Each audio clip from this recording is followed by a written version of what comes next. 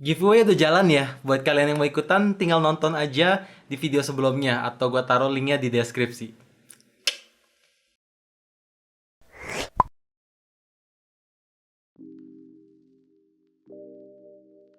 So guys, welcome back to Up to Date IDN Channel. Nama gue Greg dan kali ini di sini gue mau nge-review Nokia 7.1. Jadi sebenarnya HP ini udah keluar lama banget, kayak kurang lebih 4 bulan yang lalu atau 5 bulan.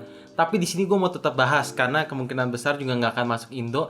Tapi ini adalah HP mid-range yang sangat menarik untuk dibahas. So make sure kalian nonton sampai habis. Dan sebelum gue mulai, boleh dong minta supportnya dengan cara like dan subscribe channel ini sekaligus nyalain notifikasinya supaya kalian tahu kapan video baru diupload.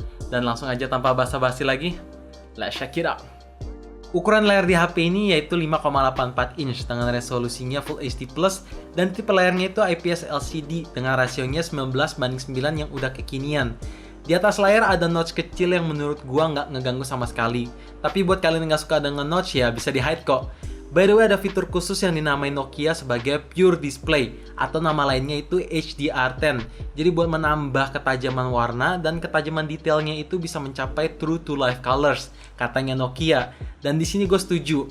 Nonton video, main game dan lihat foto itu kayak gambarnya sih bagus banget. Apalagi waktu gue nonton YouTube itu kayak semua video kayak di color grade. Dan di sini untuk kekuatan layarnya itu pakai Corning Gorilla Glass 3. Ya, cukup sayang sih, tapi better than nothing. Untuk bodinya di sini pakai dua material. Di bagian belakang pakai full kaca tapi belum ada Corning Gorilla Glass-nya. Dan untuk bagian frame-nya pakai aluminium 6000 series yang dipakai di iPhone XR ataupun di iPhone 8 ke bawah. Dan jujur ya, soal bodinya, feels-nya itu benar-benar Nokia nggak pernah ngecewain. Mereka selalu bisa ngedeliver HP yang solid dan compact juga. Di sini walaupun pinggirnya kelihatan lancip, tapi sebenarnya di frame-nya itu ada lengkukan sedikit supaya HP ini enak dipegang. Jadi soal looks dan feels, bodinya top banget sih. Untuk opsi RAM di sini ada dua pilihan, yaitu 3GB dan 4GB. Dan unit yang gue pakai untuk review sekarang adalah yang versi 4GB. Soal multitasking di sini gue nggak ada isu sama sekali. Pindah aplikasi sana sini, buka tutup aplikasi sana sini bisa berjalan dengan smooth tanpa adanya nge-lag ataupun nge-hang animasinya. Tapi di sini gue perlu kasih tahu ke kalian, kalau HP ini baru pertama kali dinyalain dalam jangka lama, HP ini akan nge-lag kalau notifikasinya belum masuk semuanya. Jadi gue saranin buat kalian tunggu sampai HP ini fully loaded biar animasinya semuanya bisa berjalan dengan smooth. By the way, RAM-nya udah pakai teknologi LPDDR4X ya. HP ini udah masuk dalam program Android One yang otomatis akan dapat jaminan software upgrade selama 2 tahun ke depan plus 3 tahun security upgrade-nya. Dan di akhir tahun 2018, yaitu tepatnya di bulan November, HP ini udah terima upgrade Android Pie dan di setiap tengah bulannya selalu ada security patch-nya. Jadi soal update selalu masuk daftar prioritas dari Google. Dan karena HP ini udah pakai stok Android, otomatis bloatware-nya ya nggak ada. Ada dual setup kamera di bagian belakangnya. Primary lens-nya menggunakan resolusi 12 megapiksel dengan f-stop-nya itu f1.8. Dan lensa keduanya itu menggunakan resolusi 5 megapiksel hanya untuk depth sensor aja. Dan untuk kualitas di hasil daylight-nya, menurut gue di sini cukup bagus. Warna, ketajaman, dan detailnya itu benar-benar apa sesuai yang kita lihat. Tapi untuk hasil OLED-nya di sini agak berbalik fakta ya.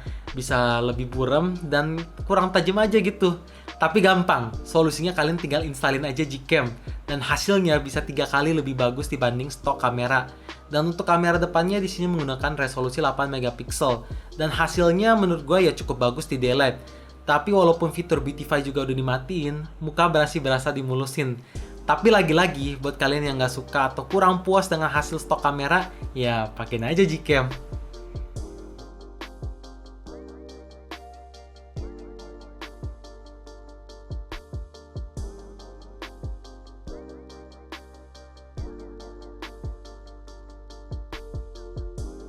Untuk kestabilan videonya di sini ada fitur Electronic Image Stabilization-nya atau AIS yang kalau kita lihat previewnya itu stabil, tapi sayangnya untuk hasilnya nggak sestabil seperti kita lihat di preview. Tapi solusinya gampang, gue pakein Gcam aja dan hasilnya bisa 2 kali lebih bagus.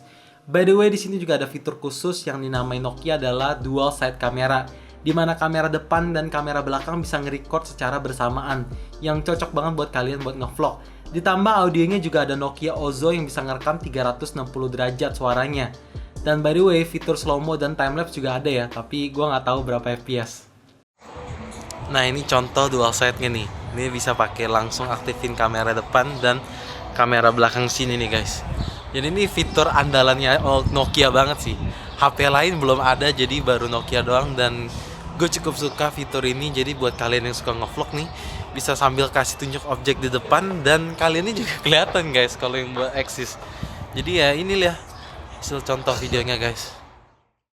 Sebenarnya untuk kapasitas baterainya sih cukup standar ya menurut gua, cuman ada di 3060 mAh aja. Tapi yang bikin gua jadiin poin plus adalah fitur 18 watt chargingnya. Iya, HP ini support power delivery sampai 18 watt dan udah pakai Type-C charger. Tapi perlu gua kasih tahu juga, karena 18 watt itu bukan tegangan yang kecil, jadi HP ini akan terasa panas kalau di charge sampai 90% lah. Setelah 90% kan daya udah mulai dikurangin, jadi HP udah mulai nggak panas deh. Untuk expansion di sini tersedia 2 slot, satu slot SIM dan satu lagi slot hybrid. Jadi di sini kalian mesti pilih mau upgrade memorinya sampai 400 GB atau jadiin dual SIM. Opsi unlock di sini ada 2 pilihan, yaitu fitur fingerprint dan satu lagi face unlock. Dan untuk fingerprint sebenarnya cepet banget. Cuman sayangnya di sini ada screen delay yang bikin HP ini fingerprintnya jadi berasa lama. Dan untuk face unlocknya di sini ya lumayan cepet lah. Tapi begitu udah detect muka kita harus di swipe up dulu, jadi bikin bingung. Ini HP udah detect muka kita apa belum ya? Speakernya di sini cuma satu, tapi berkat ada fitur Smart AMP suaranya bisa lebih kencang. Tapi jujur bassnya kurang berasa, jadi ekspektasi kalian jangan terlalu tinggi aja sama speakernya. Dan fitur jack 3.5 juga masih ada di HP ini. Dan sekarang kita live test speakernya. Volumenya ada di 50%, langsung gue mulai.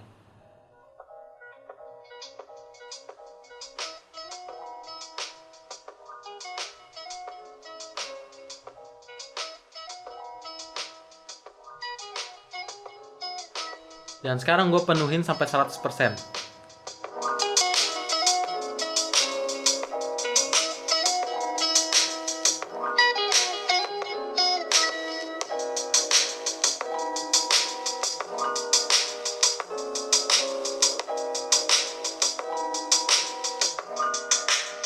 So, gimana guys? HP Nokia jarang banget yang sediain fitur LED notification. Tapi untungnya Nokia kasih fitur opsi lain, yaitu ambient display, yang fungsinya nyaris kayak always on display. Jadi cara aksesnya tuh gampang banget, tinggal angkat aja HP-nya dan langsung kita bisa lihat notifikasi yang masuk, sisa baterai dan jam. Jadi menurut gua fitur ini ya cukup handy sih. Nah, ini fitur yang jarang banget ditemuin di HP midrange. Sampai-sampai setiap kali ada HP midrange muncul, kalian selalu nanya kayak, ada NFC, ada NFC, NFC, NFC, NFC. Buat kalian yang belum tahu NFC apa, NFC adalah Near Field Communication. Dan di HP ini udah support, jadi kalian bisa ngecek saldo dan bisa Android Beam. So guys, itu dia kelebihan-kelebihan di HP ini. Sekarang gue juga mau kasih tunjuk apa yang menjadi kekurangannya. Karena setiap smartphone gak ada yang sempurna, langsung aja kekurangan pertama. Notch di HP ini emang kecil, tapi kalau kita lihat bezel bagian bawahnya, aduh, ini ngingetin gua ketika ngelihat Google Pixel punya notch. Itu kayak bezelnya sih tebel banget ya.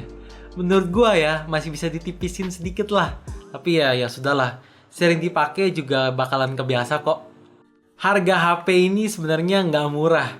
Karena waktu gua beli di US itu harganya $350 atau setara 4.900.000 kalau kursnya 14.000. Jadi ini adalah HP midrange termahal yang pernah gua review. HP ini sayang banget prosesornya cuman Snapdragon 636.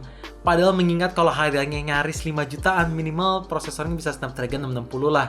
Ya karena jujur, gue itu udah terbiasa dengan market Indonesia yang ngasih performance tinggi tapi dengan harga murah.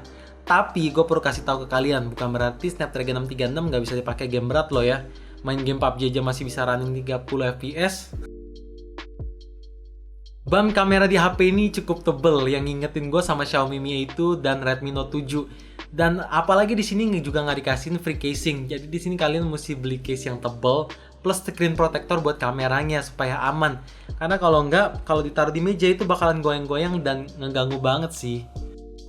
So guys, segitu aja review Nokia 7.1 ini. Dan kalau ditanya apakah worth it, kayaknya gue nanya balik aja ke kalian. Apakah HP ini worth it? Komen aja di bawah ya. So thank you for watching. Jangan lupa like dan subscribe channel ini sekaligus kena notifikasinya supaya kalian tahu kapan video baru diupload. And as always, stay updated with up to date.